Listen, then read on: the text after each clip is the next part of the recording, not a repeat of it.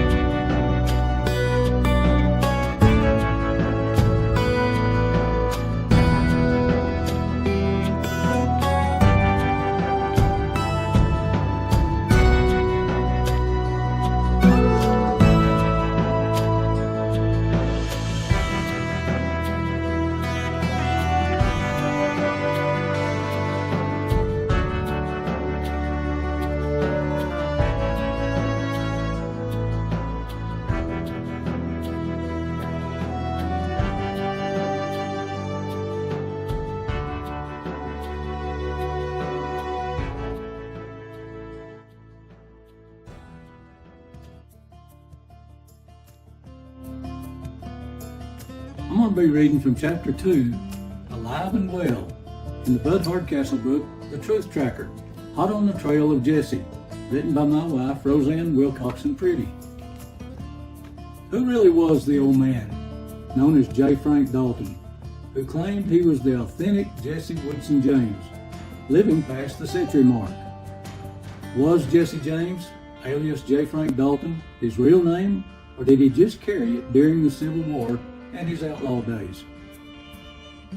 Were there several Jesse James? Who was the authentic Jesse James? Whether he be associated by blood and kinship of the James family, or who took on an incredible persona, developing character of Jesse James. There was a lot to explore and a lot to prove. This was Bud Hardcastle's focus. Bud was the right man to solve this mystery. All roads and evidence were stacking up to convince him that Dalton was the real deal. Nothing that Hardcastle came across ever came close to nullifying Dalton's claim. One of the many fascinating and well-documented stories Bud discovered through his first-hand knowledge and letters is the story from Mitchell Clark Graves, another man who knew J. Frank Dalton well and who was another key player in the saga of Jesse James. By the turn of the 21st century, Bud had already substantiated enough evidence to finally put the story of J. Frank Dalton and Jesse James to rest. But the big finale would be the exhumation of the body of J. Frank Dalton, comparing the DNA with known James descendants on May 30th of 2000. This event didn't bring this mystery to a final conclusion as hoped, but it brought great publicity around the world, drawing out more and more first-hand experiences with this old codger. Mitch Graves would become the source that would put the nail in the coffin, allowing Jesse Woodson James to finally have eternal rest he deserved. Mitch's story only enhanced the probability that J. Frank Dalton was no doubt the real Jesse Woodson James. Bud received a phone call from Mitch Graves shortly after the exhumation, one of the many who contacted Hardcastle after the televised event in Granbury, Texas. Mitch had been intensely following the story, as the story of Dalton and Jesse was very personal to Mitch. On the call, Mitch introduced himself to Bud. He was calling all the way from Iron River, Alberta, Canada. Bud said, "Well, Mitch, I know who you are, but I didn't think you would still be alive." Bud knew Mitch's story from the Everhards and from letters provided to Bud that Mitch had wrote to Ola. Mitch had a story all right and had a picture of that old man who called himself Frank Dalton in Canada. It was the same man who claimed he was Jesse James in Lawton, Oklahoma in 1948 and whose picture was publicized near his time of death in Granbury in 1951. Mitch told Bud the story of his life with Dalton. Mitch said, "Bud, you was more near right than anybody else regarding the truth about Jesse and Dalton. They were one and the same." Mitch sent Bud a photo claiming it was Dalton by the cabin he had built in Canada.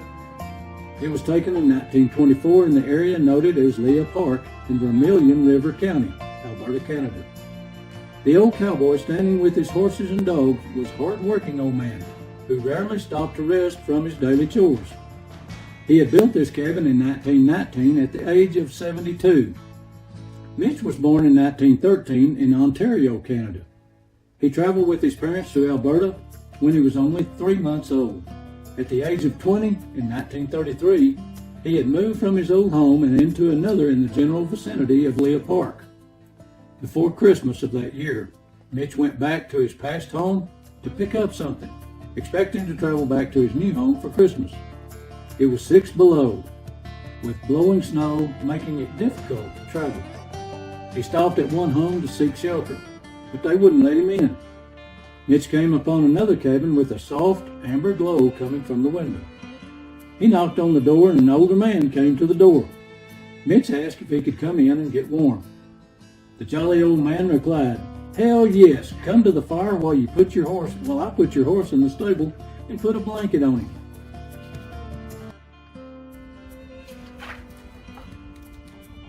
The old man went by the name of Frank Dalton, and he and Mitch became great friends. The old man told him, "If you ever gets to needing a job, well, come back and I'll put you to work." Within 2 months, Mitch began working for the man who went by the name of Frank Dalton. Mitch said he was a good man, good heart, and good soul. Mitch witnessed Dalton treat horses extremely well. Dalton at the time was raising and selling work horses for a living, as well as raising thoroughbred horses on another ranch nearby. Many men came to visit Dalton, and it seemed as though Dalton was well known and well loved. Dalton's charisma, sense of humor, uncanny wit, and laughter were contagious. Mitch told Bud that Dalton and his buddies were excellent horsemen and marksmen. They would often have a shooting match. Dalton would have Mitch throw a tin can in the air, only to be shot all to pieces in a matter of seconds with 2 long barrel pistols he carried in holsters underneath his long coat. Using the cross-arm draw technique, Dalton would fire his Frontier Model Smith & Wesson revolver and his Colt 45 continuously, keeping the can in the air until all the bullets were dispensed. Mitch told Bud that Dalton would enter turkey shoots. One time he shot 3 turkeys. On the way home, Dalton would stop by 3 different houses and provide the family a turkey for supper, while he settled for pheasant for his own meal. Mitch would catch phrases here and there from Dalton and his friends, leading to many questions. Mitch overheard one of the men call Dalton Jesse. Mitch thought that was odd, but clues began to add up. When the subject of Jesse James came up one time at the breakfast table, Mitch started singing the ballad of Jesse James by an unknown author, which was first recorded by Bentley Ball in 1919 and Vernon Dalhart in 1925. The song portrayed Jesse as an American Robin Hood. The catchy phrase, "The dirty little coward that shot Mr. Howard has laid poor Jesse in his grave," was the most popular part of the song. As Mitch was singing the song, Dalton looked sternly at Mitch and said, "You young whippersnapper, you don't know what you're singing about."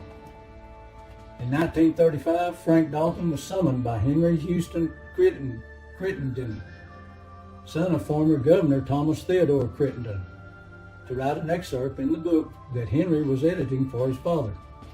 The Crittenden Memoirs, published in 1936, it was a book relaying the story of Governor Crittenden's life and the events that occurred during his governorship of Missouri. His son, Henry, wanted a special section of the book to touch upon the governor's effort to rid the state of the James gang.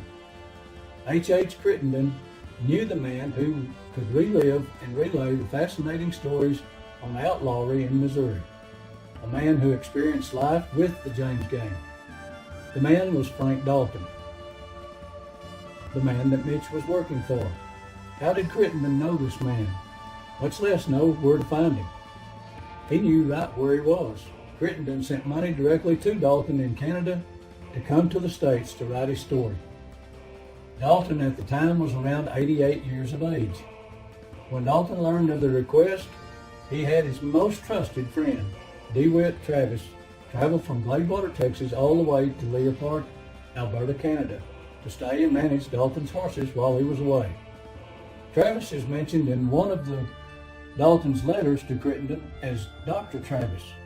Dalton and Travis had a mutual friend who also lived in Gladewater, Texas in the 30s and 40s, Brushy Bill Roberts, none other than Billy the Kid.